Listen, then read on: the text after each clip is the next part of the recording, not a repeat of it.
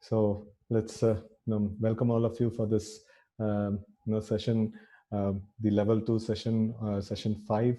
Let's start the session by offering our prayers to our founder Acharya, His Divine Grace A.C. Bhaktivedanta Swami Srila Prabhupada.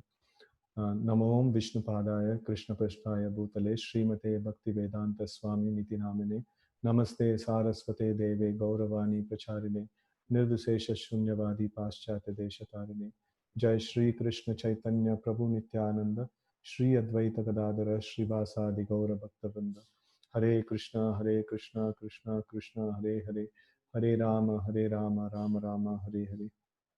So today's session is a very interesting session on the 15th chapter of Bhagavad Gita, so which is called as the Purushottama Yoga, or sometimes it is we term it as just a minute. I'll just make a small adjustment and then I'll get into it. Okay, so this is called Purushottama Yoga, and this basically we are going to discuss only the first few set of slokas, which is going to talk about the inverted banyan tree, this world being compared to an inverted banyan tree, and then how to deal with this world, how we can actually, what is this world all about. It's very nicely explained in this particular section. So let's see this thing. So the agenda is going to be like this. This is material world as a reflected banyan tree, and then how to cut down this tree of illusion, and then finding out the real tree. If there is a reflection, then there must be a real tree also, and that's what we will be seeing in today's session.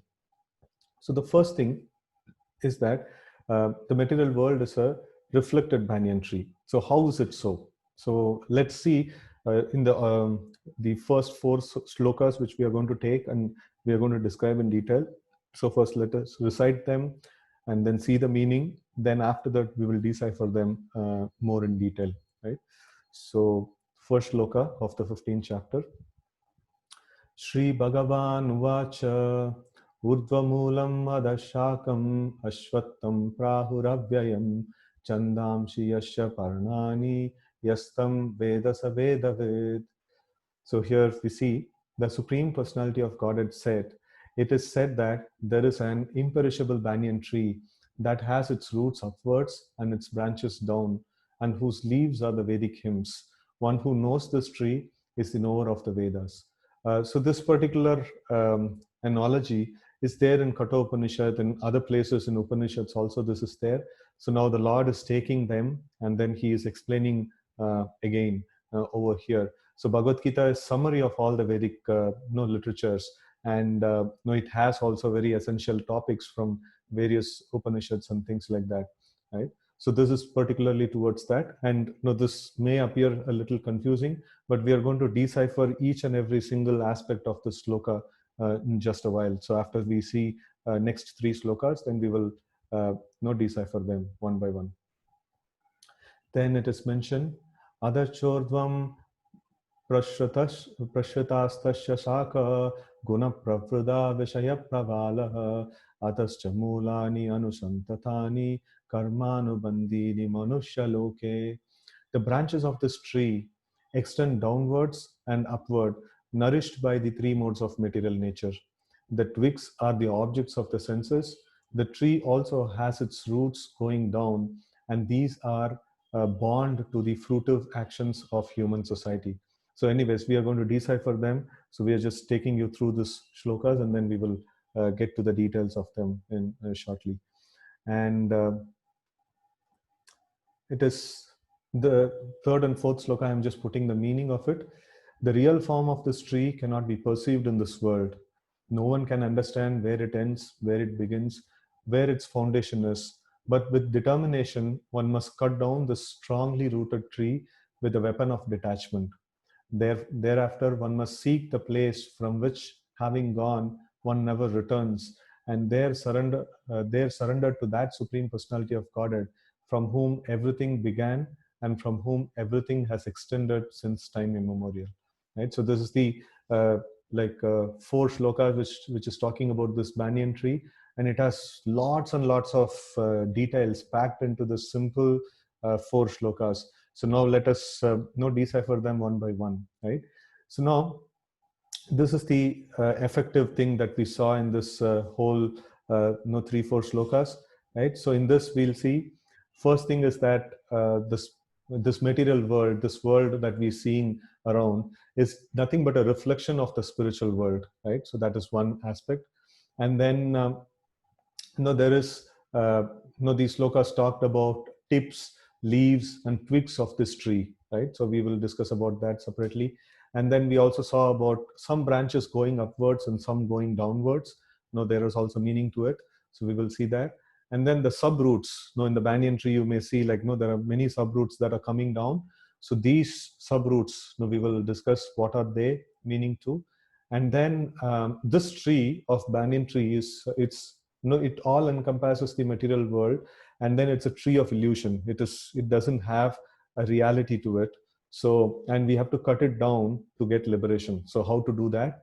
And then surrender to the Supreme Lord. So how we will do it? So these are the different subjects, 6 different subjects that are there in today's discussion. So essentially we will be discussing the depths of these 3-4 shlokas that we saw till now, right?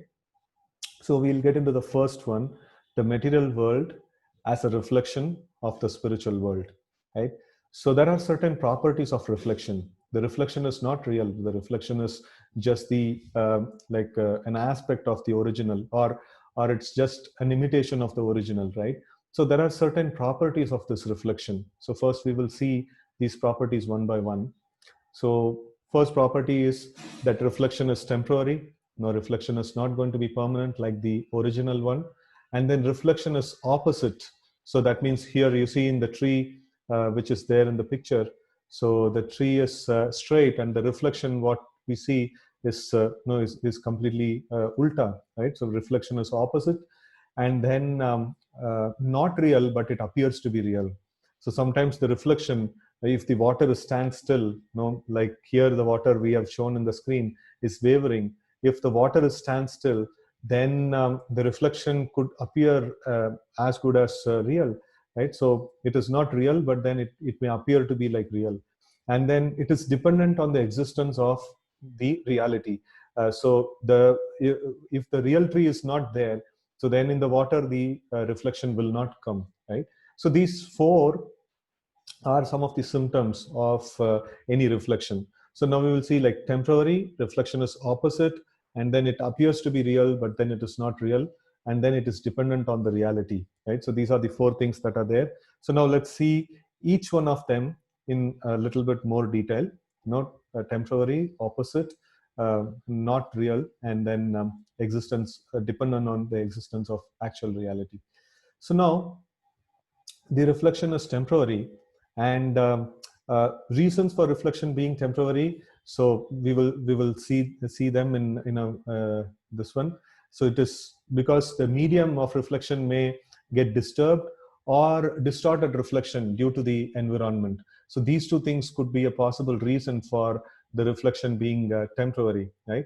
So, and in the like in the details, it is mentioned where is this reflection is there. So the like acharyas, they give many wonderful explanations to this, and we see that in the picture that we saw before, the tree is reflected on the water, and here the whole world that we see is actually residing on the platform called desire, basically our mind. So that is where this whole tree is there, and this is the platform on which the reflection is happening. So the reality is in the spiritual world, and the reflection of that is there in the material world, and that is there essentially in our mind, right? So now that's why different people see the world in a different way. So for everyone, they have their own world, because the world is determined by the mind, right? So now, having this in mind, so let's see that the temporary nature of this reflection. So for example, if sun goes off, the reflection is lost. In our case, the spiritual world cannot go off, so reflection is the original entity cannot go off. The spiritual world is permanent, and we are the reflection. So this case of the original went off, that will not happen in our case. So then another aspect of temporary is if the medium is disturbed. like in the tree and the river, and we saw that if we throw stone at the river, then the tree that is reflected in the water will get distorted, right? So if disturbance is there in the reflection, so then it is a problem. And then distorted reflection, so it is like constantly in flux or disturbed, kind of ripples and things like that is there. So we may get some distorted reflection, right? So these are two things that we'll be seeing. So now, in terms of our real life, how does it apply? How does this temporary nature of this world applies in our real life scenario? Um, so when the medium is disturbed, so we see that there is no scope for the image to be found. So, and we saw that the medium on which the reflection is happening is the mind or the desires. And if we see, if the mind is disturbed, then what do people think? The people think that, okay, this world, there is no purpose in this world, there is nobody likes me, or there is no happiness around here, and everything comes to a standstill. And sometimes people go crazy because of this, and they think that there is no happiness in this world, and sometimes they get depressed a lot, and then they even contemplate committing suicides, right? So this is the kind of distortion that can happen. So what is happening over there is the mind is framing certain things, the desires are framing certain things. Oh, I will do like this, i will I will make this plan A, plan B, and plan C, and then I will become successful in this life and things like that. So but then what happens? No, he jumps into the this one for in that case we see that a tree with nice fruits are there, and it is reflected in the water, and then I'm seeing the water, and then I'm seeing that, oh, there is nice fruits. I jump into the water, and then what I see that the whole water is disturbed now, and the fruits are not visible now. So then what happens is depression, and like a person gets frustrated, and then he's lamenting in this way, and in some time the medium is going to settle down. When the medium gets settled down, again the reflection starts manifesting, again you start seeing the fruits over there, and no, again if we plunge into it, again it gets disturbed, and then no fruits are no more, right? So this I remember of studying this one small story of a dog and a dog with a bone in its mouth, and it went to drink water, and then it saw in the reflection that another dog with a bone that is there in the this one, and then just to scare that other dog, this guy, he barked, and then his bone fell off into the river, right? So it's something like that. So this reflection is the desire. So the medium in which the reflection is happening is the desire, and then we see that so many wonderful things can happen in this world, but then we plunge into it, no, it's no more there. So this is how this world is actually functioning, that again and again we dive into the water searching out that maybe in some way or other I will get it. So but then the reality is, this material world is a reflection, and there is no permanent happiness that we can actually find in this whole world. That happiness can be there for temporarily for some time, but then the happiness cannot be there forever. So one particular thing cannot give me happiness forever. Just like in the past sessions also we discussed, I get a car, and then that seems to be happiness, and then after a year, many more new models have come. Then after 5-10 years, like people have started asking, like, no, are you still using this car? So then the same thing that gave me happiness, so it's fading off. The whole its capacity to give me happiness anymore is gone, right? So it kind of fades off. That's the way of reflection. So it promises something, oh, you'll get happiness, and I get into it. No, it looks like I'm getting happiness, but then over a period of time it just fades off, right? So this is one of the aspects of the reflection. The reflection is temporary. It cannot give me permanent results or permanent happiness, right? So the reflection can be distorted, the mind can be disturbed when we don't get what I'm aspiring for, right? So that's the aspect of reflection is temporary. And then the next aspect is the reflection is opposite. So now let's study the nature of things in the spiritual world and things in the material world, how they are completely opposite to each other. So that's something that we will see. Here we see that manifestation of the Lord. So Lord being present. So in the Vaikuntha or in the spiritual world, the Lord is always present. Everybody can see the Lord at any time. and then they can have relationship with him, they can render service to him, and nice exchanges are happening in the spiritual world. But then in the material world, we see people ask, no, why do we have to believe in God? No, have you seen God? Like, if God is there to be there, no, let him present before me and prove himself that he is there, right? So we see so many wonderful things happening in this world. No, sun and moon rise and set, and no scientist has programmed it. No, nobody has put this as a satellite or something like that in the outer space, and they have been exuding immense amount of energy since time immemorial. And then now we think that, okay, fine, so nobody is in control. No, it's just happening by chance. Then after that, no, we want air to breathe that is there around us. We want food to eat that can be produced from this planet. And then so many things that are there, even to the level of atomic level. If we go, how does the neutrons and protons and things like that function, and how does such a uniformity has come into the whole existence? Like, no, such amazing things that we see in the nature. So it proves that God is there. But still, even with all these things, no, there are so much of doubts whether God exists or not. Right. So this is one thing that we can see in the spiritual world. No, it's quite obvious that God is there, and then everybody is having wonderful relationship. But in the material world, no, people have a lots of doubts, no, whether he exists or not, whether should I actually believe in God or not, and things like that. So that's one difference. And duration of existence in the spiritual world, everything is eternal. There is nothing like, no, death is going to come or old age is going to come and things like that. So it's everything is eternal. And in fact, the Lord is described as Advaitam Achyutam Anadim Anantarupam Adyam Purana Purusham Navayavvanam Cha.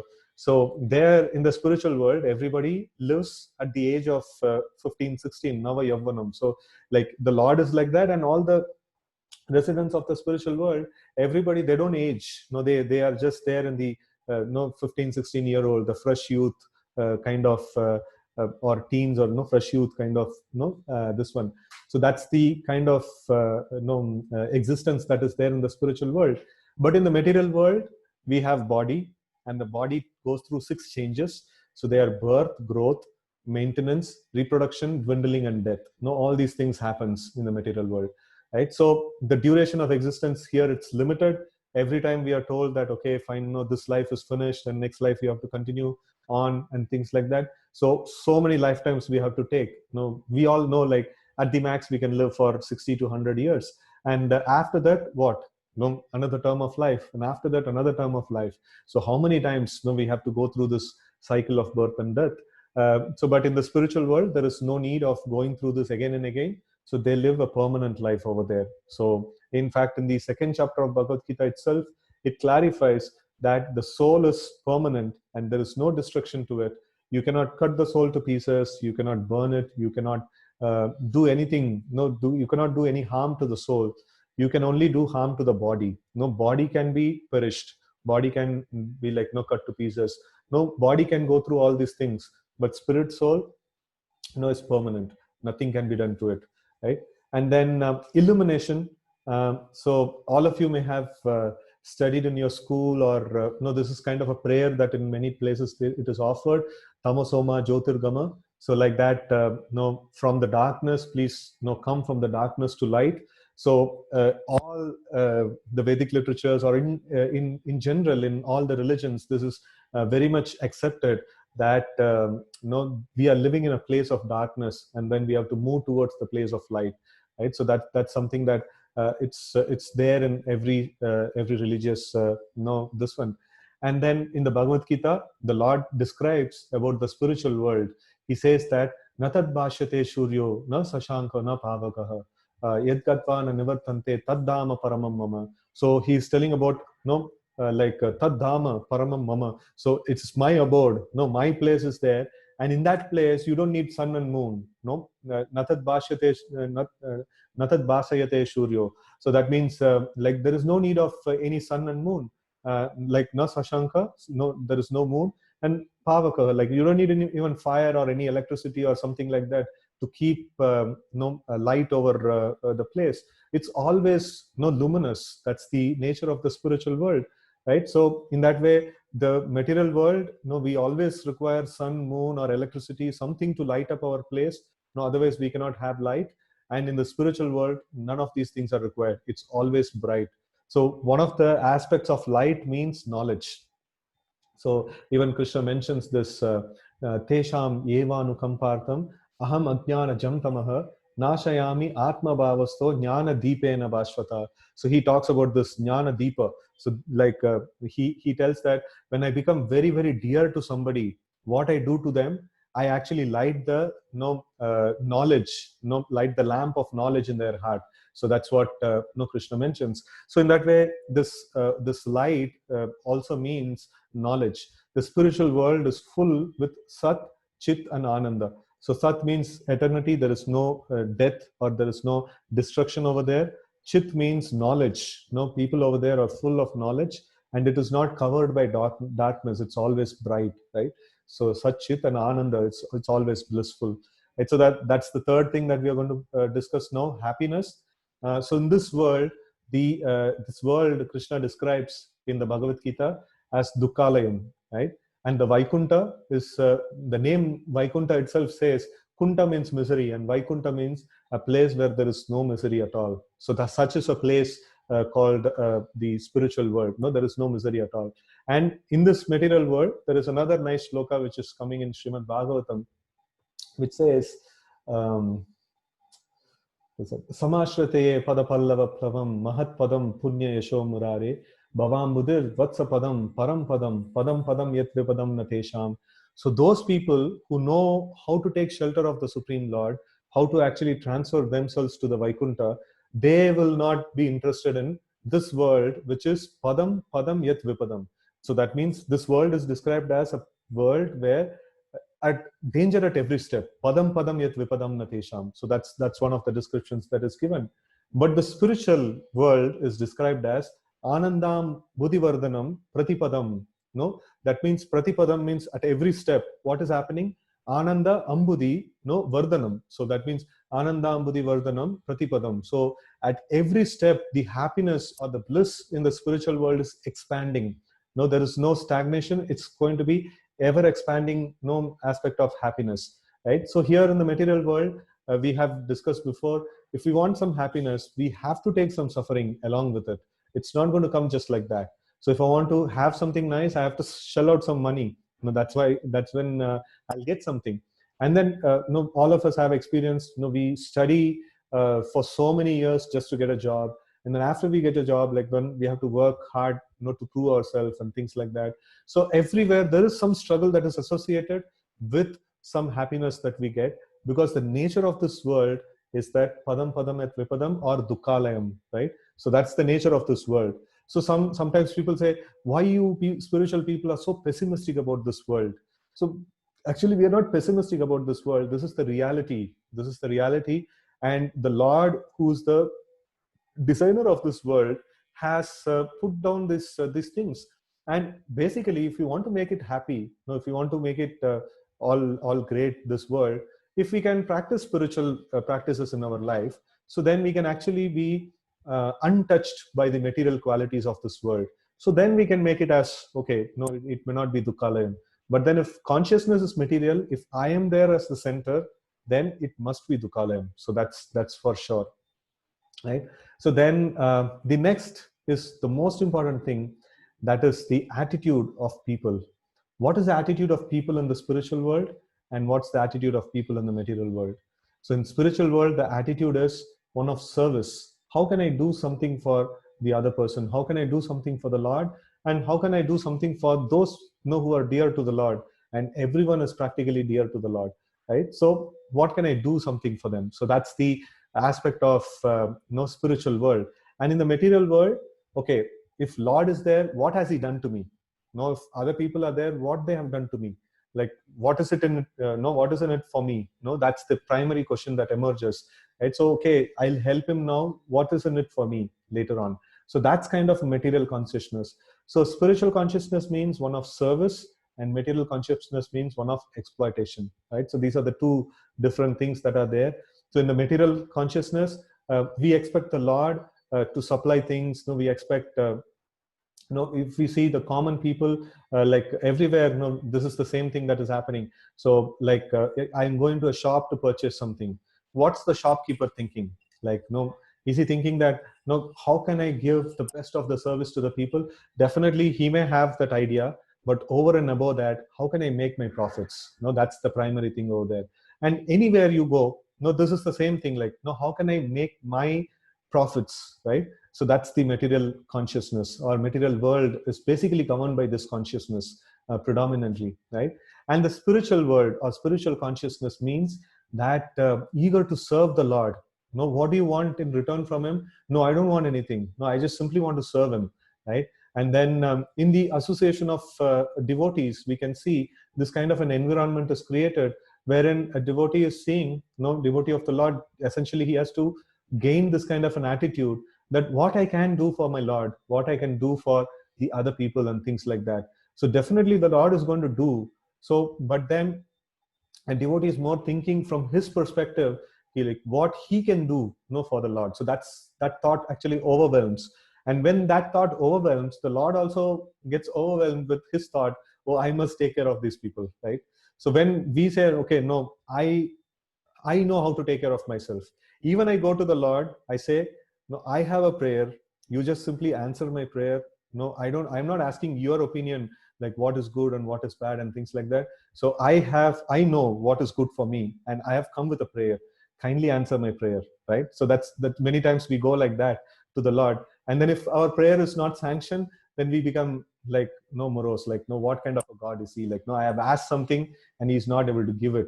What kind of a God is he? So this is kind of a material consciousness. This is not a spiritual consciousness. Spiritual consciousness means one of gratefulness and service. So God has given us so much, right from the air to breathe, to food to eat, and to like all the things that I have right now as my possessions, a good functioning body, or whatever it is, like, whatever it is there, or even a bad functioning body. So a body that is there to function in some way, everything is a mercy of the Lord. Everything that is there is a mercy of the Lord. So a person, he thinks at every step, what I can do for the Lord, what I can do for the others. That thought actually overwhelms them. So that's the spiritual attitude. And the material attitude is one of, like, how I can exploit, how I can make my profits, how I can make myself satisfied, and like, how I can secure myself. So that's the material attitude. So there is a gulf of difference. So this is what is like the material world is a reflection, and reflection is opposite to the original. The original consciousness all of us have is of service, but then that has been covered by the material nature now, and we are having this perverted consciousness. To some extent, we have this perverted consciousness of how to secure myself or how to exploit others for my benefit, right? So it's not that everybody is going to be like, to one of the extremes. So we may be in some shade in between.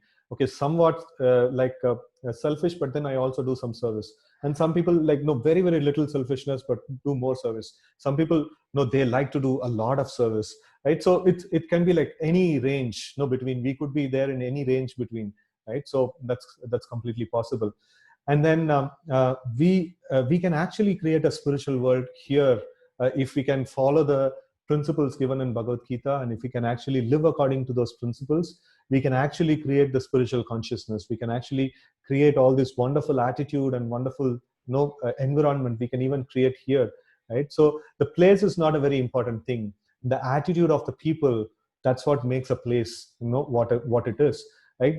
In the spiritual world, we see like in the picture of Bhagavad Gita also, we can see that Arjuna is sitting on the chariot, and Krishna, the boss of all the bosses, or the lord of everyone, he's sitting down as a chariot driver, just like an ordinary driver. He just drives the chariot for his devotee. So in the spiritual world, the consciousness is the boss of all the bosses want to serve, and in the material world, even a pauper wants to be a boss, right? So that's kind of a major difference in the attitude. How can I be the controller? How can I take charge of things? And in the spiritual world, even the Lord would like to come down and serve. That's the nature of the spiritual world. So this is what we saw in terms of reflection is opposite, right? So there is various characteristics that we saw between material world and spiritual world, and how they are completely opposite to each other. right? So 180-degree opposite to each other. So first thing that we discussed was the reflection is temporary, right? So the reflection that we saw is in the mind or in the desires. And when our desires are not fulfilled, the medium is disturbed, and then I'm not able to see any more fruits in this world. I don't see any hope of happiness in this world. So that's called the temporary nature of the reflection. And then now we saw about the reflection as opposite. Now we are going to see the reflection is not real, but then it appears like a real thing. So now, why did I put a mango over here? So I think it's just we passed on the season for the mangoes, and mangoes are quite wonderful fruit, and no, almost everyone likes mangoes, with maybe a few exception, but then everyone likes mangoes. So the moment we see a very juicy fruit, immediately our mouth waters, and then we want to eat it. And imagine, you pick up the mango and you put it in the mouth, and then it turns out to be a rubber mango, right? So all your happiness will go for a toss. You'll get frustrated, right? So the reflection in the material world is it appears to be like real, but it is not actually real. It's kind of a deception, right? So the material world, it is real, but then the object of this world, they are also real, but then the promises of happiness that it gives, what kind of happiness it can give to us, that is actually not real, right? So in the first, this one, in the reflection is temporary, we discussed this. The medium of desire that is there, we jump into it to get the fruit. The tree and the fruit is visible in the water, and then I just jump into it, and then the water get disturbed, then I'm not able to see the fruit anymore, right? So it's something like that. This material world is a place of empty promises. This world promises a lot. So much of advertisement is done, and all of us know, like in any advertisement, like you see a very happy looking person right next to the product, and then you just get it. You're going to be happy. So imagine if there is no demand, a particular product will not sell. So if everyone is talking about, no, you just get it, you'll get happiness. You just get this sari, you will get happiness. You'll just get this car or a motorcycle, you'll get happiness. Or you just buy this flat, wonderful looking flat. At least in the image, it looks like heavens, right? So if you just get it, everything of our life is satisfied. We are just going to be really very happy, right? So that's how the thing is portrayed. So if everyone is selling on the merit of happiness, that means we can easily deduce in this world there is an acute lack of happiness. That's how everyone is able to put that, just get it, you'll get happiness. And everyone is able to go for it. That means nobody is saying, hey, never mind, I'm already happy. No, I don't think like, no, I have to get this and then become happy. I'm already happy. Like, no, nobody is able to tell that. No, everyone is saying, okay, fine. No, that looks so wonderful. That looks so great. No, let me go for it. So it's something that this is what the world actually promises us. So many empty promises, right? So all of us know the advertisements, like what it promises, it's not there. And this world is a big time advertisement, which actually gives us so many different promises. We try to achieve something that is being promised of happiness, and after achieving happiness, it lasts for some time. It's not that there is no happiness in it. It lasts for some time, right? So as I mentioned about the car, so a new car definitely gives me happiness. A new job definitely gives me happiness. A new environment definitely gives me happiness. But how long? It just goes for some time. And then, after some time, the happiness fades off. And by the time we understand this is a cheating, the material nature gives 10 more promises for us to just go behind and work hard to get that particular thing, right? So it is just like like in the desert, there are sometimes animals, they see a far distant, there is a mirage that is there. So due to the heat waves, so we don't need to go to the desert. In the Bangalore traffic, you can actually see, from the cars, when the heat waves actually come out, so you'll see that there is a kind of water over there. So in the desert, same thing happens to an animal. He just sees that, oh no, at that distance there is some water body, and I'm thirsty, and he's just going behind the mirage, and the mirage is shifting, from where it was, and actually there is no water. It's just the heat waves that looks like water. And then this animal actually goes behind, and then finally it has to die, out of thirst and out of no water. So in the same way, this material nature is actually giving us different promises. You just do it, this much you do it, and this much if you do in your life, you'll be really greatest person, you'll be the most happiest person. By the time I get to it, and 10 more things have aligned into this one, okay, now you get this, then you'll get happiness, then you get this, then you'll get happiness. Never the material nature is going to say to us, saying that, okay, you have achieved everything, now you can sit down and you're going to be all happy. So it's never going to happen. So we have to keep going behind things in this way. So this is the Srimad Bhagavatam, it technically calls it as Puna Puna Charvita Charvananam. That means that which has been already chewed is being again and again chewed for in expectation of some more juice in this particular thing, right? So that's the nature of this world, where the objects appear to be real, but then the happiness that has been promised is not going to be there. The real happiness, the scriptures tell, is we are part and parcel of the Lord all the time. We have eternal connection to the Lord, and then if we can actually render service to the Lord, so that is what is going to give us complete satisfaction. So it is mentioned, Savai Pumsa Paro Dharma Yeto Bhakti Radokshaje Ahaituki Apratihata Yayatma Suprasidati. So that means when I do render service to the Supreme Lord, so then actually I become happy. So probably you remember this example that I gave in one of the previous sessions. If I have a nice gulab jamun and the hand wants to enjoy it by itself, it cannot. It has to supply it to the mouth, and it has to be digested by the stomach. Then the hand gets its nourishment. So in the same way, if I want to be happy, I have to connect myself to the Supreme Lord. Otherwise, it's not going to be. It's not going to give me any happiness. There can be any wonderful plan. There can be like beautiful plans in this world, but then without God consciousness, all the plans are going to result in unhappiness, right? So this is the third thing, and let's see one nice sloka in this particular connection. Ye etamam prapadyante tam stataiva bhajamyaham mama vartmanu vartante manushya partha sarvasaha. As all surrender unto me, I reward them accordingly. Everyone follows my path in all respect, O son of Pruta. So that's everyone follows the path of Krishna. Everyone is looking for Krishna, but then they don't know that they're looking for Krishna, and they look for so many different things, and finally they get frustrated that they're not getting what they actually want, what is going to give them yayatma suprasidati, right? So complete satisfaction, suprasidati. So that's is possible only when we connect with the Supreme Lord.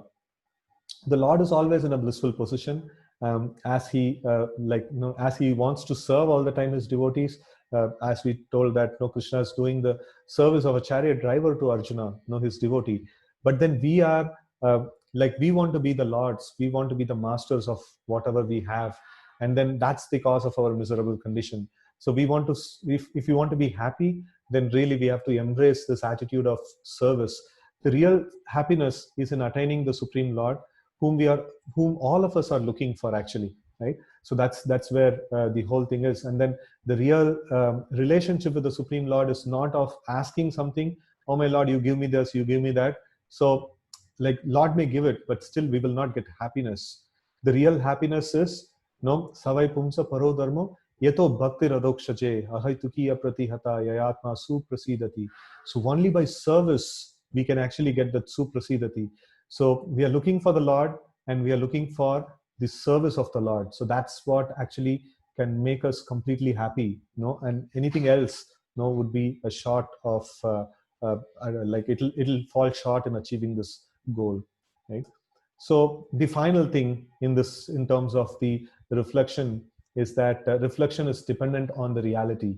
So sometimes people say the spiritual practices are that means like you have to stop all the variety, you should not have any variety at all. And sometimes people ask like, oh, you people, you sadhus, you wear only saffron and there is only one variety. So when we go to the shop, like we have so much of options to shop with, and then you people don't have any variety, and then same hairstyle, same, everything is same, it looks to be, and you people chant the same mantra. You see, like, we go to different films, we go to different kind of enjoyments we have, and you people have the same thing. What's wrong with you? So sometimes I tell to people that we don't want material variety, we are looking for spiritual variety, right? So it's definitely not a problem that you have variety in your life. Definitely you can, So we are sadhu, so we should be like this. So but then you can have variety. But then the whole concept is, sometimes people ask that, no, you taught us this chanting of Hare Krishna mantra and things like that. Is there anything, something out of the box? No, something you can tell really, really out of the box? Then we say like, no, spirituality doesn't work like that. It's the same chanting, same mantra. It's no, the whole challenge is how we are going to go to the depths of it, how we are going to internalize the whole thing. No, it's the same thing that we are going to do externally, but then internally we are going to take through a very exciting and adventurous journey, wherein we are going to cross through so many obstacles, so many internal problems, and we are going to pass through all of them, and then we have to attain the spiritual variety. So in this material world, if we see so much of variety around, so much of different things that are there, so obviously in the spiritual world it's going to be many times more wonderful variety, right? So if for example, if a tree is reflected in the water can show some variety, like the reflection can show some variety. But then the actual tree in the 3D form, no, we can actually go into the depths of it. It'll have so much wonderful variety which is not reflected in the reflection. So that's how the spiritual world is. It is full of variety. It's amazing. The whole description of the spiritual world you can actually read from Srimad Bhagavatam in the 3rd canto. There is wonderful description of the spiritual world is given, and it's really very wonderful. And we don't need to be worried that the spiritual world doesn't have any variety. So if the original has variety, that is when the duplicate or the reflection will have some variety, right? So in that way we can see that the spiritual world is full of variety, and no, it's dependent on the reality, right? So now basically in these 6 aspects, the first aspect is the bigger one, so we just covered it. And the first aspect is the reflection of the material world is nothing but a reflection of the spiritual world. And then like in this we saw the reflection is temporary, and then the reflection what is it, what else we saw? And just reflection is opposite, and then reflection appears to be real, but then it doesn't have the real promise, or it doesn't fulfill the promise that it gives. And then the reflection is dependent on the reality. If reality doesn't exist, then the reflection doesn't exist, right? So we just saw about the varieties that is there in the spiritual world. So now let's get to the next aspect.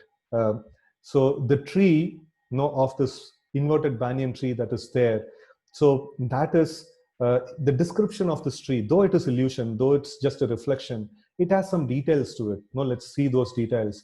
It has some tips. Tips means like a branch, and from the tip there is another sub branch is coming. So that's called the twig, and then the twigs have the leaves, that are there. So these are kind of explained, and let's see what are these pertaining to. So the tips of the main branches are called the senses, and from there comes the twigs. Twigs means the sub branches. So the connecting point between the main branch and the sub branch, that connecting point is called the senses. All the senses that we have got. And then from the in the twigs there is no leaves that are grown. So just as in this picture we see there is a main branch, and there is a connection to the sub branch, and there are some leaves that are there. So this is called the senses coming in contact with the sense objects. For example, for the eyes, very wonderful sight is a sense object. The eyes and this wonderful vision coming together is the connection between the branches and the twigs. And the Vedic hymns, most of the Vedic hymns, 90% or 95% of the Vedic hymns, they talk about, you just do this, you'll get this. You do this, you'll get that. And then most of you may have been part of some, fire sacrifice or something like that. Generally, a Purohit comes and then he performs a fire sacrifice, and then finally he says, okay, you will get so much of opulence, you will get so much of wonderful things, and you will get good children, you get this, you get that, and things like that. All these promises, the Vedic hymns, they actually talk about all these things. So in fact, in the beginning of Bhagavad Gita itself, Krishna says, Traigunya Vishayo Veda, Nistraigunya Bhavarjuna. That means this Vedic literature is full of promises to live or exploit this material world. Be careful with it. So you may not, we should that 5% of the Vedic literatures, they are called the literatures which talk about the liberation, or which talks about going back to the spiritual world. So Krishna is advising Arjuna that no, don't get caught up in the 95%. No, that's going to entice you to stay back in this world. No, you focus on this 5% of the Vedic literatures, which is actually going to take you back to the spiritual world, right? So this kind of an warning towards the direction, no, like the tips and the branches, the whole tree looks to be very green, lush green. And what is that? It's all promises of how you can enjoy this world. No, that's the whole promises that has been given in this whole tree, right? So the Bhagavad Gita says that ehi sansparshaja bhoga dukkha yone evate adyantavanta kaunteya nateshu ramate buddha. So this like it says that when the senses comes in contact with the sense objects, that's actually source of misery, and it's not going to be happy, this one, because the happiness that is produced by senses touching the sense objects is temporary, and it's not going to last long. Now, as we saw in the reflection aspect, right? So all those things is going to be there. And adyantavanta kaunteya, it has a beginning. The happiness is going to be having a beginning, and anta, so it is going to have an end also. Adyantavanta kaunteya nateshu ramate budaya. An intelligent person will not take pleasure, no, by bringing contact of senses and the sense objects. An intelligent person will take pleasure in atma rama. So intelligent persons are called as atma rama. So that means atma arama. So that means a person who takes pleasure within himself, or a person who connects with the Supreme Lord and takes pleasure in that, in those things, right? So it doesn't require any external like feeding to make us happy, right? So that's something that the tips, leaves and twigs of the tree are talking about. This tree is full of promise for material enjoyment. So that's something that we can understand from this second aspect. So then third is the branches upwards and downwards. This is also a very, very simple topic. So this says that no, there are some branches that are going up and some branches that are going down. That means in this material world, sometimes I enjoy because of some good karma is getting ripened, and then I'm supposed to enjoy now, and then I get some nice enjoyment, and then after some time I get into distress, and then it is some bad karma is getting ripened. Now I did some bad thing in the past, and the result of it is coming now, and then I get affected by that bad karma, right? So these two things, like, no, some branches go upwards, some branches go downwards. That's the nature of this tree. Material world is never going to be a place of all enjoyment. It's something is going to be enjoyment, something is going to be distress. So that's always going to be their part of it, right? So this is the branches going upward and downward. And then comes is the subroots, which are there. So in the banyan tree, you may have seen the subroots that are coming down. So that's there. So we will go through this and again kind of give a little bit of brief to it, so that a lot of technicalities are there today. So because the subject itself is like that, so we will kind of bring out some essential aspects from this subject, right? So this subroots which are there, they're like the fruitive activities, the different activities that I do based on attachment and aversion.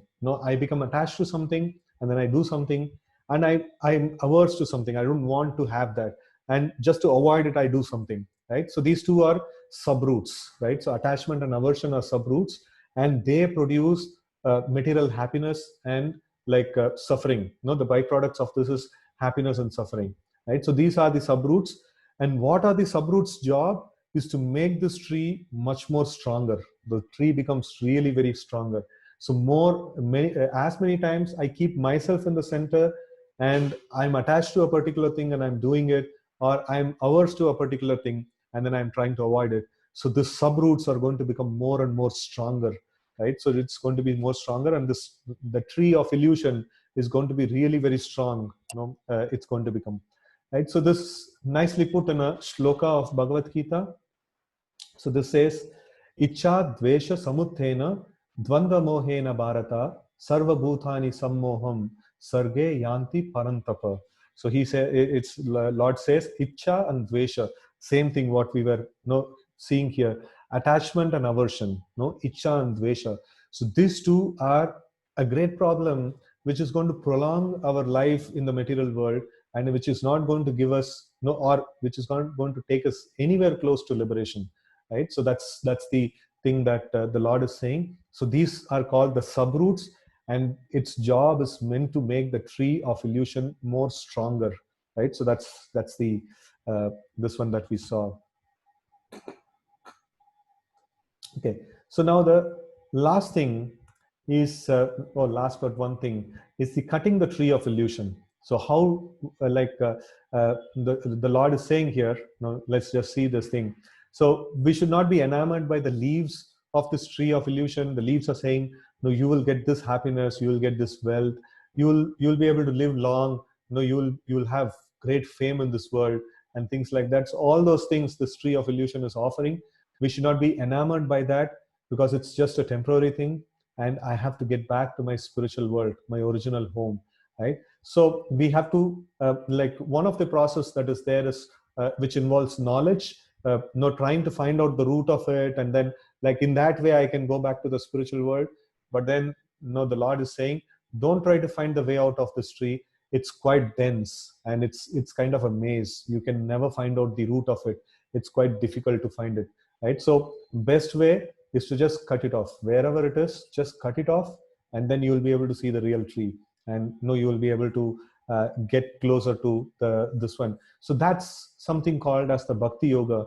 So the bhakti yoga process means to cut down this tree of illusion, and then come to the light. So there is different yogas are there, karma yoga, jnana yoga, and things like that. So they give different ways. Karma yoga means it's basically kind of how to enjoy these fruits in an expert way, and then some inclination to go back to the spiritual world, not really more. But then jnana yoga, they are frustrated with the fruits of this world. They say, like, no, it's been promised again and again, but then I'm not getting the real happiness. I want to search the way out. So they are searching, busy searching, but then they are caught up in the whole tree. So Krishna actually recommends you take bhakti yoga.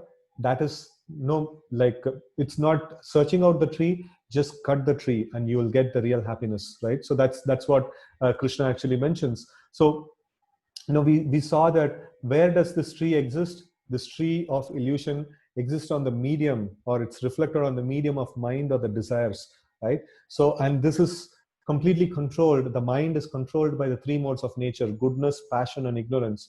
And if we can actually engage in the spiritual practices, we come above the three modes of goodness, and then the tree is cut. This is cut for good, right? So detachment from matter is difficult, but attachment to the bhakti is quite possible. We can actually try to do this chanting of the names of the Lord, and reading scriptures, and associating with people who are spiritually conscious, and in that way we can actually develop many wonderful aspects, and then we can actually transcend the three modes of nature, and we can cut this tree once for all. So just if we don't supply water to the tree will dry down. In the similar way, if we don't supply the material activities, or activities that are pertaining to three modes of nature, or in essence the activities where I am the center, so then this tree of material illusion will dry up. So if we keep the Lord as the center, sometimes people ask, like, oh, that means I have to renounce this world. No, that's again and again we are clarifying that we don't need to renounce the world. We just have to take ourselves from the center and put the Lord as the center. So that's the whole point that is mentioned about the detachment. The whole detachment means that I am not the beneficiary, but the Lord is the beneficiary. I can run a family, I can go to work, I can do everything that I'm doing, but not like keeping I am myself in the center. The aham bhav is the source of all the miseries of this world, right? So this is something that we can actually see in this particular section. So in this way, like, if we do bhakti, then no more water is going to this tree of illusion, or the tree of illusion will just get vanished. That's not going to be there, right? So now, just to have a recap of what we have seen till now, and then we will go to the final section of surrender to the Lord. So first, all these things that we saw is just 4 slokas that is there in Bhagavad Gita. Sometimes people were asking, like, will we go sloka by sloka and things like that? If I would have taken whole Bhagavad Gita sloka by sloka, it will take a year for us to complete, right? So we have to extract some essential concepts, and we are giving it which are quite useful in our day-to-day life, right? So in this world, many people actually get into this kind of frustration of this world, and depression and things like that. It's basically kind of seeing the reflection, and then running behind the fruits that are there in this reflection. And that's what we saw. The reflection, the material world is nothing but a reflection of the spiritual world. And then in this reflection, it is temporary. Then it's not going to, it appears to be like real, but then it's not real. But it's completely opposite to the spiritual world. And then if the material world has so much of variety, the spiritual world must have variety also, right? So that's the thing that we discussed in the first aspect, the reflection of the spiritual world. And then the second aspect, tips, leaves, and twigs, we saw all that this material world is offering is different ways and means in which I can enjoy this world, right? So, but it's not going to be real. No, we already saw in the first section that. And then the branches upwards and downwards. In this world, always there is going to be some happiness and some distress. It's not that it's thoroughly distress that everybody will realize, oh, this place is a mess. So it's going to give some happiness, and then it's going to give some distress also, right? So that's the way this one is, and it's based on our past karmas. It's sometimes the branches go upwards, sometimes the branches go downwards. And then the subroots are nothing but our attachment and aversion to the material things. That means, like if somebody says that I don't like crime, I hate crime, right? So if I have such kind of strong aversion to it, then I may end up doing crime, because that's the way the material world is. No, Icha and Dvesha are two sides of the same coin. It's both say that there is attachment, right? So if I too much hate something, or if I too much like something, I will end up doing it, right? So that's something, the Icha and Dvesha. So they make our term in the material world very, very strong, right? So we have to become, so how to cut this tree? We have to become detached from the Icha and Dvesha, and then we have to cut this tree of illusion. Then we can actually proceed to the spiritual world. We should understand, in this world of illusion, so many things will be going on, and it's quite not possible to separate all the things. Whatever is in my capacity, I will try to separate things, but then beyond it, no, it's a tree of illusion anyways. Like, it's quite difficult to separate everything here. So no, I just have to do my duty. So that's why, again, this aspect of duty becomes very important. So I'll not be able to separate everything. Does that mean that I should not do anything? There is a nice story of a man who walks in the beach, and then he sees a lot of starfishes have been washed off to the beach. And then this person is taking and throwing few of the starfishes into the ocean. And then another man asks, like, no, do you think you will be able to save all these the fishes which has come out? So then he says, no, it's not possible. At least, no, whichever fish I'm throwing inside, for him it matters a lot. Actually, this for particular help matters a lot. So in that way, no, we have to develop a detachment to this world, and then do our duty as much as possible. In that way, like, we can do some difference to the world, but at the same time we are free from the illusion that, no, we will be able to change the face of this world. No, like, both the things are very essential, right? So this is essentially the different subjects that we saw today.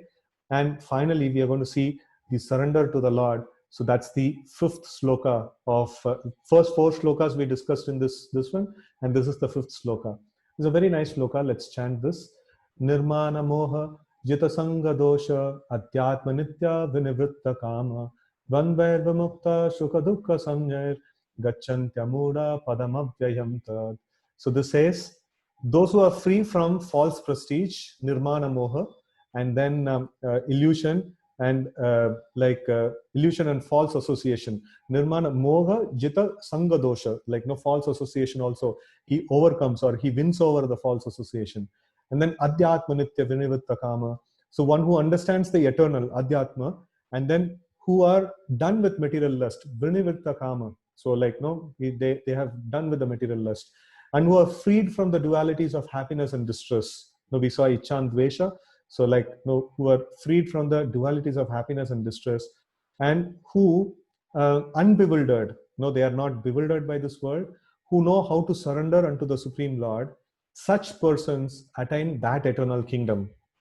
So one who knows how to handle this tree of illusion in an expert way, and then one who knows how to cut it off, then he actually progresses to the spiritual kingdom. And for us, it's as simple as that. Like, no, we just have to chant the names of the Lord, that is the Yuga Dharma, and then, read scriptures and then try to understand this some basic aspects, and then, put these things into our life, and we can actually transcend, this material world of illusion, right?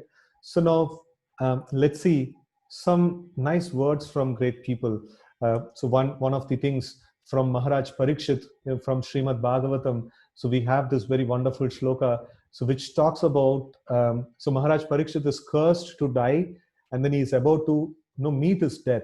And at that point in time, he's just requesting the people. There are sages who have assembled in front of him, and then he's just requesting something. If I were to take another birth, what all would I like? So, that's something that he's presenting to them. It's very, very wonderful, very purifying to hear the shloka and its meaning. It says, Punascha bhuyad bhagavatyanante ratir prasangascha tadashrayeshu mahatsu yam yam upayami shushtim maitrashtu sarvatra namod vijebhya. He's saying, I'm offering you my pranams, I offer you offering you my obeisances again and again.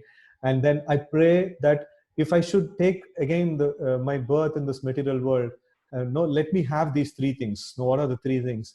I will have complete attachment to the unlimited Lord Krishna. I will have association of devotees, and I will be I will be a friend of all this one. Let me have friendly relation with all the living entities. So this is what he's asking. He's a very, very exalted personality. He was the emperor of the world, and this is his last wish. This is what he wants it. So we can see from the great people what they actually hanker for, what they actually really cherish, or what they actually value in their lives, right? So this is what we can actually learn from our past, or the great people who lived in the past. So this is our culture. This is our this is what the people were used to be like. So we should try to develop attachment to the Lord, and we should try to develop nice association of people. That's why it is called satsanga. Satsanga means people who are spiritually motivated, people who want to advance in the path of spirituality. Such people, if they have a sangha, that's called satsanga. So that satsanga is something, has to be like always, it should be there in our life, right? So that's something that we are trying to do this thing. So let's not miss this association of Gita classes. We are also taking a lot of pain to organize this thing. The time, we are actually pressed with a lot of time, but still we are trying to take some time out for all of you. So and I'm very, very grateful to all of you, those who are attending these sessions. And only by association with devotees, only in this association, when we hear about the subjects of spirituality, we will get the energy to practice. We saw in the before slide that nirmana moha jita shanga dosha. It's all very easy to say. How will I practice these things? It requires the strength of association, and it requires a powerful practice of spiritual things, like the chanting the names of the Lord and things like that. So that is when we will be able to attain, and we will be able to get the strength to practice all these good things that we are hearing in these sessions, right? So let's see the importance of chanting, and we will chant 16 times, and we will open up for the questions. So Kritayadhyayato Vishnum Tretayam Ejato Makai Dvapare Paricharyayam Kalau Tad Hari Kirtanat. In different ages, we had different processes of worship. In the Satya Yuga, it is the dhyana on Vishnu. In Treta Yuga, it is the fire sacrifice. In Dwapar Yuga, elaborate temple worship. And in Kali Yuga, Kalau Tad Hari Kirtanat. So it is chanting of the names of the Lord, right? So then we see this one, Hare Krishna, Krishna Krishna, Hare Hare, Hare Rama, Rama Rama, Hare Hare. Iti Shodashakam Namnam Kalikalmashanashanam Natah Paratho Paya Sarva Vedeshu Drishyate. So this 16-worded mantra is, it can destroy all the ill effects of Kali Yuga, and we may not find any better solution, even if we search the entirety of the Vedic literatures. It's spoken by Lord Brahma to Narada, and it's really very powerful. So let's chant this Hare Krishna mantra 16 times. So let's chant the Panchatattva mantra once, and then Hare Krishna mantra 16 times. And I request back at home all of you to at least chant 108 times. That will be really a great enthusiasm for us. So all that we are trying to do here is trying to explain this simple concept of the bhakti in this age is possible by chanting the names of the Lord. And that is why we are holding no such complex classes are there. But final conclusion is that if you just simply do bhakti and in terms of chanting the names of the Lord, you will be able to fulfill all the thing that we have seen in all the classes, all the benefits that you will get. So this is the core and essential aspect of it, right? So let's do this with a lot of absorption, and let's do this with full concentration, and let's try to vibrate the sound, and then just try to hear, and let's try to remove all other thoughts from the mind, and let only the sound vibration be there in our whole system. Let's try to do this. Shri Krishna Chaitanya Prabhu Nityananda Shri Advaita Gadadara Srivasadi Gaura Bhakta Vrinda.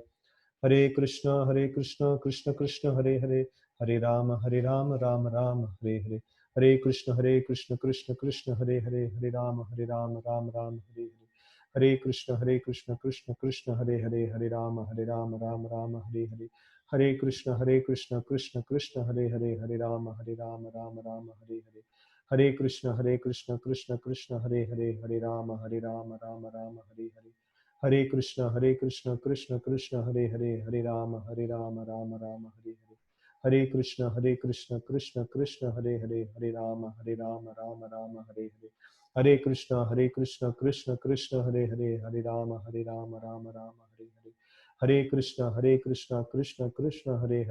Rama Rama Rama Hare Hare, Hare Krishna Krishna Krishna Hare Hare, Hare Rama Rama Rama Hare Hare, Hare Krishna Krishna Krishna Hare Hare, Hare Rama Rama Rama Hare Hare, Hare Krishna Krishna Krishna Hare Hare, Hare Rama Rama Rama Hare Hare, Hare Krishna Krishna Krishna Hare Hare, Hare Rama Rama Rama Hare Hare, Hare Krishna Krishna Krishna Hare Hare, Hare Rama Rama Rama Hare Hare, Hare Krishna Krishna Krishna Hare Hare, Hare Rama Rama Rama Hare Hare, Hare Krishna Krishna Krishna Hare Hare, Hare Rama Rama Rama Hare Hare, Hare Krishna Krishna Krishna Hare Hare, Hare Rama Rama Rama Hare Hare, Hare Krishna Krishna Krishna Hare Hare, Hare Rama Rama Rama Hare Hare, Hare Krishna.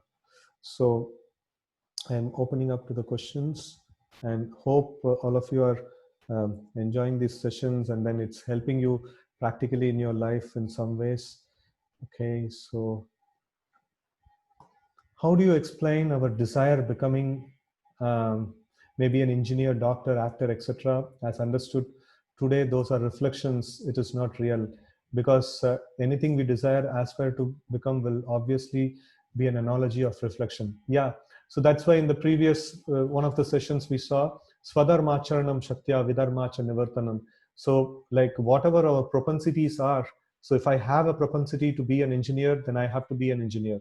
So that's it's like I have a particular kind of a illusory body, you can say, like no, I've got it, and then I have to act according to it just as a duty. No, I have to just do it, right? So many times what happens is people are made for something. They have a particular kind of a skill set, but then the society actually pushes them to do something else that's out of the nature, and they go through a lot of miserable things.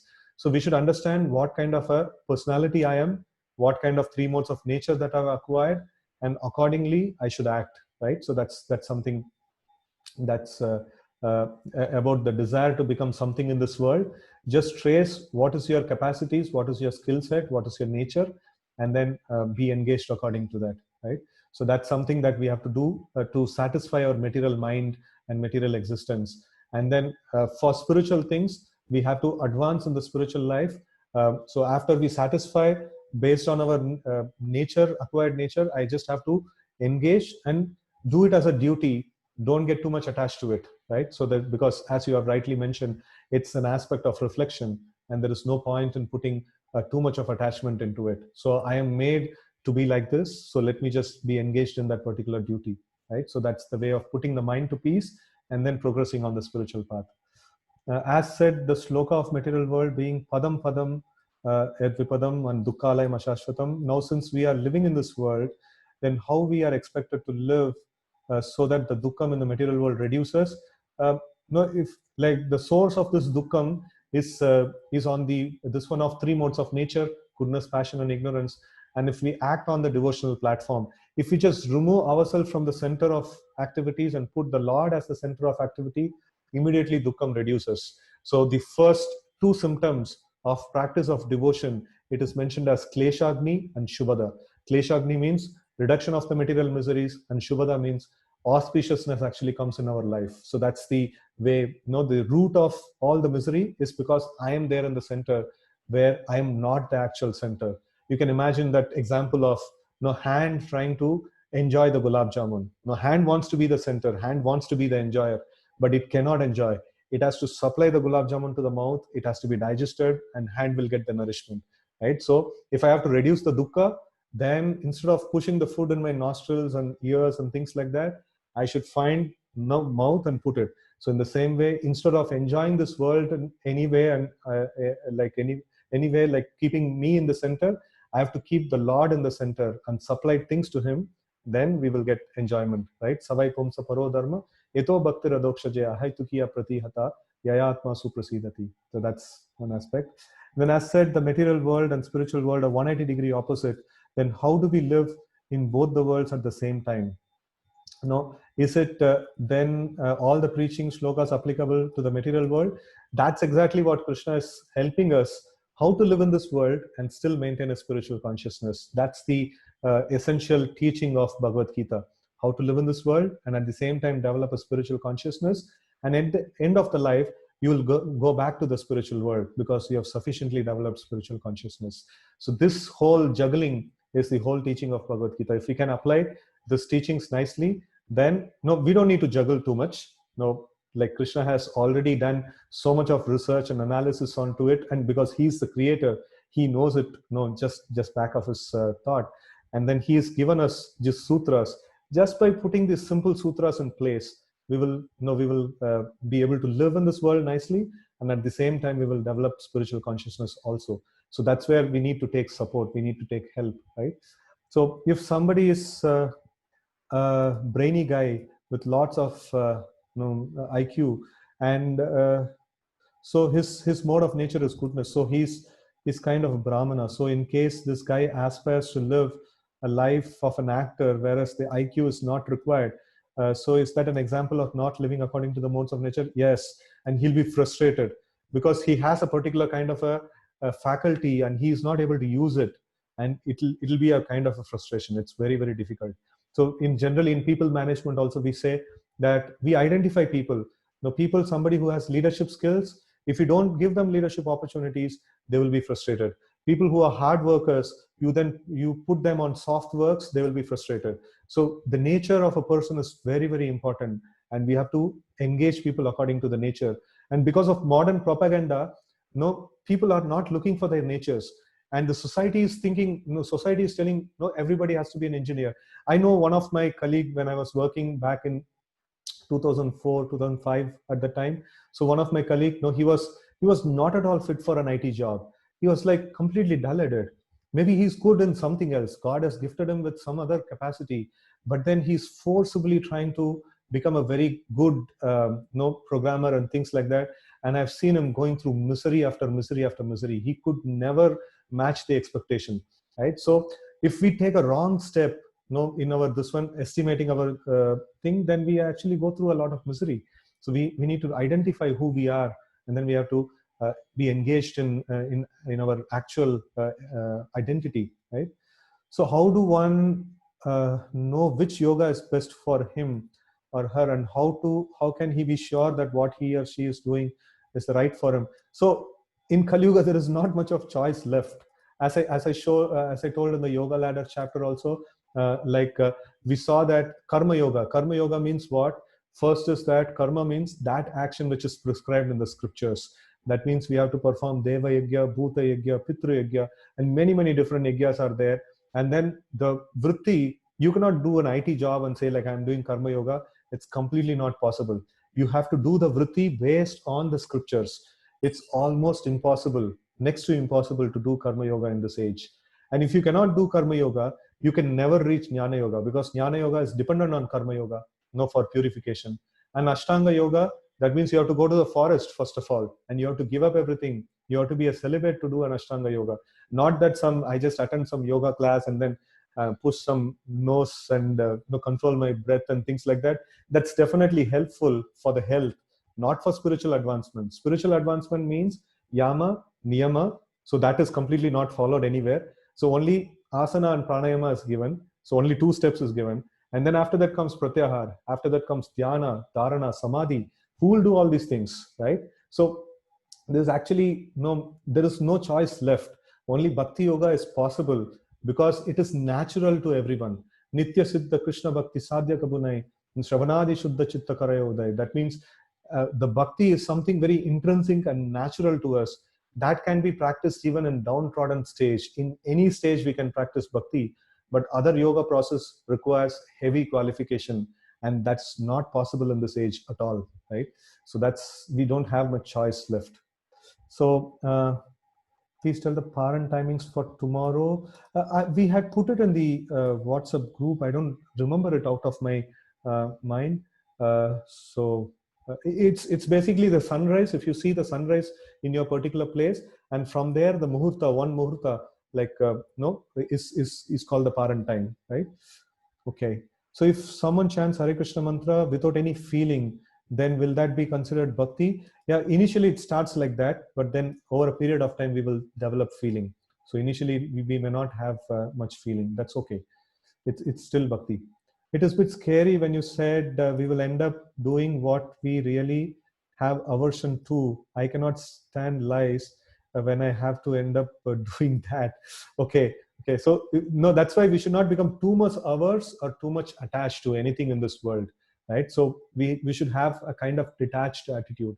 So if we are attachment and aversion is two sides of the same coin. No, that's the way it is.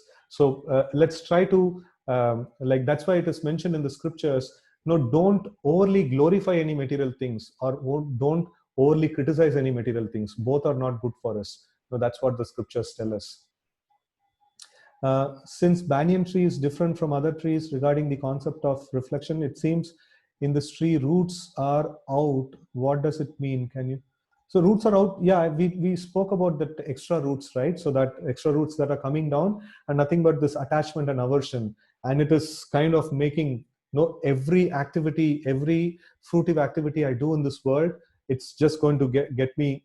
Every activity is driven by attachment or aversion. And those activities, when I do, a new root comes and makes the tree more stronger. The tree becomes unshakable, right? So, which one chapter of Gita will be good to chant every day? 12th chapter of Bhagavad Gita will be very, very good to chant if you want to chant every day. So, as per today's session, this life is the reflection of the last birth. Okay. No, the life is reflection. The material things that we are seeing is a reflection of the spiritual world. That means we are looking for happiness, the real happiness in the spiritual world. We are looking for something very wonderful and nice relationships. So that is existing in the spiritual world. Everything nice that we are looking for in this world is existing in the spiritual world. That's the aspect of reflection. And the reflection exists on the plane of desire. So desire means especially the mind. So the mind is the generator of all the desires, and that's essentially the aspect that we were discussing today. It's not about the past birth. The karma is a completely different topic. Probably the karma we can actually connect that topic to here by the way of desires. The karma gives rise to the desires of a living entity. So if I have done something wrong, so similar kind of desires can keep surfacing out for me. That can actually act as a medium for then based on that, I will start seeing things. I will start defining a new way of happiness. I will start defining a new world around me, right? So based on that, we can actually connect our karma to that in that way. So please talk about grains which has to be avoided on Ekadeshi. So Ekadeshi, yeah, we avoid grains. One is that basically to on a spiritual plane, if we see just to reduce the amount of time that we spend on cooking and things like that, let's take something simple and then focus on spiritual aspects. And then it is also mentioned, there is a story in the Vedic literatures that on the day of Ekadashi, the Papa Purusha, or sin personified, stays in the grains. So that's something that is mentioned. Okay, so there is another question, how to know or understand one's nature. So in the Vedic times, it was quite easy to understand one's nature, but in Kali Yuga, yeah, it's a little difficult task. So we have to actually try it out a little bit, and then if we have a spiritual guide, he can actually assess and let us know what kind of nature we have. So that kind of can help us. Is there a third level also of this course? No, we don't have a third level. We are still trying to, in the physical classes, what we used to do is we used to divide the groups. After this Gita course, we used to divide the groups and then into smaller groups, and then we used to give them some syllabus where they would work on them, and then a collective study used to happen. But in the spiritual world, in the online world, no, I don't know like how to go about this thing. So we are still juggling with some options. So if you all have some options, you can message me like what way we can continue after this level 2. And then sound was broken and I can't listen. The chapter chant. Okay, the chapter chant is like a 12th chapter would be good for chanting every day, right? So if someone reaches Vaikuntha Loka, then will he stay there forever or he comes back? Yad gatva na nivartante tattama paramam mama. So the Lord says once somebody goes there, yad gatva na nivartante. So that means he doesn't come back again, right? So taddama paramam mama. My abode is such a place that once somebody goes there, he will not come back to this world again, right? So daily I'm doing puja, but no flowers available. It is feeling for me. Is it okay? Yeah, the Lord is not looking for, if whatever best is available with you, if you can actually offer that to the Lord will be happy, right?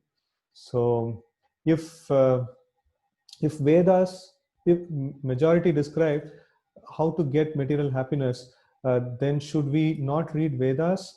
Uh, yeah, no, like we have to see, Vedas is like a supermarket. So it's like, what is it? You have a lot of education, and all of them are if I want to study engineering, I will just only take engineering. If I want to study only medical, I will just take medical. So I will not just go and take everything, what is available in the market, right? So that's the way, like the Vedas is like, Veda means knowledge. No, it has politics, it has metallurgy, it has astrology, it has astronomy, it has everything that you can possibly think of, medicine, everything is there. So what do you want? You can actually go, it is mentioned as Nigama Kalpataru. The Vedas are like a desire fulfilling tree, and it has everything that you can possibly conceive of.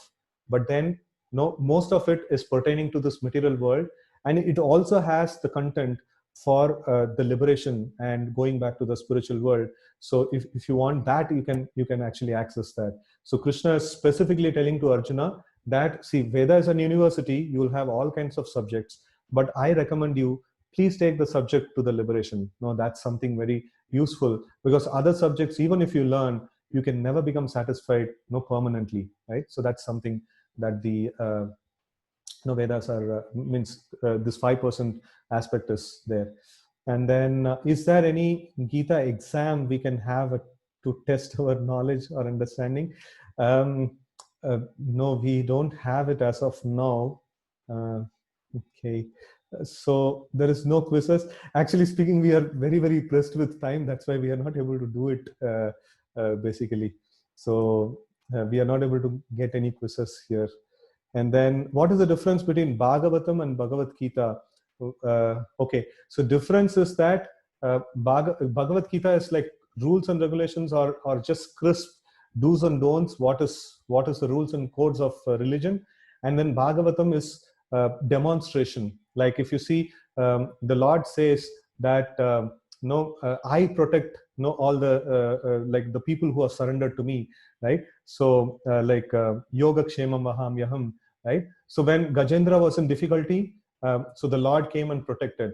and how actually he took shelter of the Lord, how actually Lord came and protected him, and things like that. So it's kind of substantiating Bhagavad Gita. Srimad Bhagavatam is nothing but the substantiation of Bhagavad Gita. If we don't know the principles of Bhagavad Gita, then Bhagavatam will look like stories.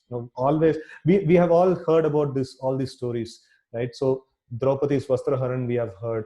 We have heard the story of Gajendra. We have heard the story of Prahalad so many times, right? So we have heard all these stories, and these are the stories that are there in Bhagavatam. It's not something new.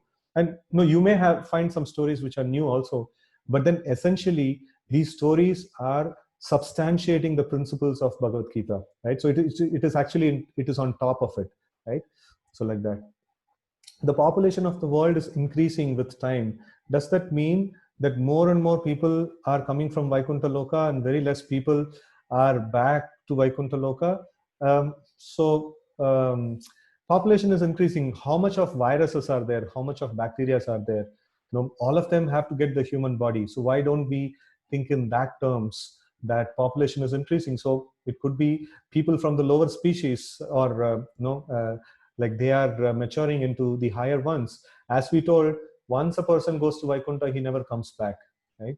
So that's this one. So it's we have all taken the choice at some point in time that we are there in this material world, but then once we experience this material world for one time, and then we go back to the spiritual world, we will not come back again, because we know it. We have got the first-hand experience of it, so we will not do the mistake again. That's the promise of Krishna, right? So we will have the fear, just like a small child. If it goes and if we say like don't touch the fire, it'll just go and touch. Once it touches, lifelong it will never touch again, right? So that's the way we can actually understand. And the increase of population can be understood by other species of life. They are progressing towards human life. They come. In the reference to Vedic hymns, you were explaining what is the significance of all other mantras like Om Namah Shivaya, Ganesha mantra, etc. Benefits of chanting them are not required. So the basic aspect is if you see Lord Shiva, so you have mentioned Om Namah Shivaya. So Lord Shiva, what does he say to Mother Parvati? We have cited in from Padma Puran. So he says, Aradhananam sarvesham Vishnur aradhanam param tasmat parataram devi tadiyanam samarchanam. So he says that Vishnu aradhana is best. Like actually Parvati asked, like whole world is worshipping you as Mahadev. Whom are you worshipping to? So then Lord Shiva says that I worship Lord Vishnu, Sankarshana. Sankarshana is the Ishtadev of Lord Shiva. And this Ganesha mantras and things like that. So if you are really a devotee of them, so then they are also devotees of Vishnu. Vishnu Bhakta Bhaved Daiva. So all these devatas are Vishnu Bhaktas. And definitely they will direct us towards that path. In the Srimad Bhagavatam, there is an instance where 10 sons of a king by name Prajini Barihi, so they were about to do tapasya, and they were very dear to Lord Shiva. And Lord Shiva personally came and instructed them in the Vishnu worship. So if you see, gods themselves, they don't have any conflict of who amongst us is great and things like that. So these personalities, Lord Shiva, as I told, he's a great personality. He's almost like Vishnu. But then Ganesha, Indra, Chandra, Varuna, all these personalities, they're like people like us. They have, if the scriptures have the recommendations, if you want to occupy the Indra's position, you perform 100 Ashwamedha Yajna. And in the Vedic scriptures, we see if somebody is trying to perform 100 Ashwamedha Yajnas, Indra becomes jittery and he comes and puts obstacles. Oh, no, this guy is trying to apply for my post. Maybe he will just topple me from the post and he will take over. So that kind of politics even happens at that level, right? So these are all positions, and then these are all the people who are delivering our karma, but then they are just the cashiers. Who's the person who's taking the primary call is the Supreme Lord. If we directly offer our service to the Supreme Lord, so then that is the best thing, right? So that's the best way of doing doing things. So that's why we recommend Vishnu mantras, right? And then where is the Vaikuntha Loka? Was the choice of coming to this material world from Vaikuntha Loka individual? Yes, we had the choice. We take the choice. And then where is the Vaikuntha Loka? Is beyond the material sky. It is mentioned that Shrishti Sthiti Pralaya Sadhana Shakti Rekha Chayeva Yashya Bhuvanani Bibharti Durga Ichanurupam. So not that particular thing I wanted to quote. There is a particular quote in Brahma Samhita which says, Devi Mahesha Haridama Suteshu Teshu. That means Devi Dham. This material world is called as a Devi Dham, and then the Mahesha Dham, or the abode of Lord Shiva, and that is between the material world and the spiritual world, and then Haridam, so that is called the Vaikuntha Loka. So Vaikuntha Loka is beyond the material sky, right? And then is it like the God will not help us in case we are only asking him and remembering him only during our difficult times? Is it okay if we take Lord's name once in the morning while praying? um, See, the thing is, as I was mentioning, no, ourself and and the Lord, the connection is very strong. And if I'm not, it's like saying that, can I live in my room without switching on my light? No. Can I just switch on the light for 5 minutes and then, after that I can put it off? So like, can I do like that? So rest of the time I'll be in darkness. So if I'm okay to be in darkness, then it's perfectly okay. But then, no, like, if you're going through some difficulties and things like that, what is the source of the difficulty? The source of the difficulty is because I'm in darkness. I'm not able to see things as they are in this world. That's the source of the difficulty. And when I remember the God, the immediate thing is, no, like Krishna Surya Sama, Maya Hai Andakar, Yahan Krishna Tahanai Maya Radhikar. So that means wherever the Lord is there, no, remembrance of the Lord is there, immediately there, all wonderful, we can actually get into the aspect of knowledge, and we can actually solve our problems in much better way. So if we want to just solve our problems for some time of the life, and rest of the time let me go through the problems of this life, then it's okay. We can just remember once in the morning while praying. But then if we can have the God consciousness, that means I'm doing this work. What is this work all about? Who has given me this ability to work? Who has given me this body to work? Who has given me this intelligence to work? No, it's all given by God. So that is very important, right? So that's God consciousness. So whatever I'm doing, I am seeing the hand of God in that. So that's God consciousness, and that will make us like more happier in our struggle for existence in this life, right? So is Shiva one of the administrators, or is more special than gods like Indra? Yeah, Shiva is very, very special. Shiva is almost like Lord Vishnu. So he is Lord and Master of this material world, and then he has all the capacities of Vishnu in the material world, but he doesn't have the jurisdiction in the spiritual world or Vaikuntha. Right? So Vishnu is the Lord and Master of both material world and spiritual world, and Lord Shiva is Lord and Master of the material world.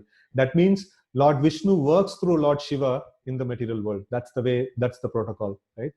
So, and then Constitution of Vedic hymn, why is it said that the God will get offended, or what is that? God will get offended, or that God will,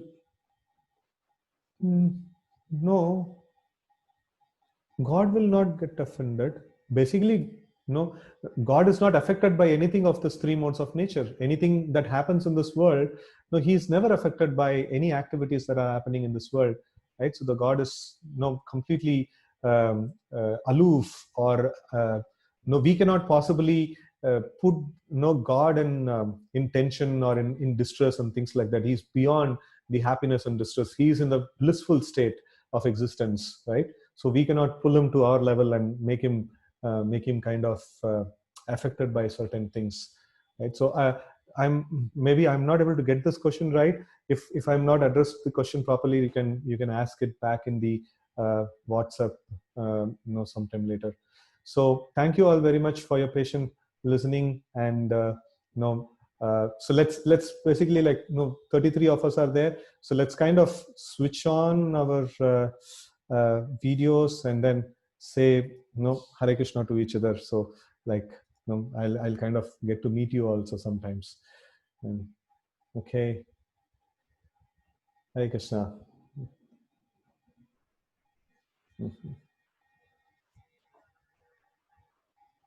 Okay, anyways, So it's getting late for me. So we will meet again day after tomorrow. Okay. Hare Krishna. Hare Krishna.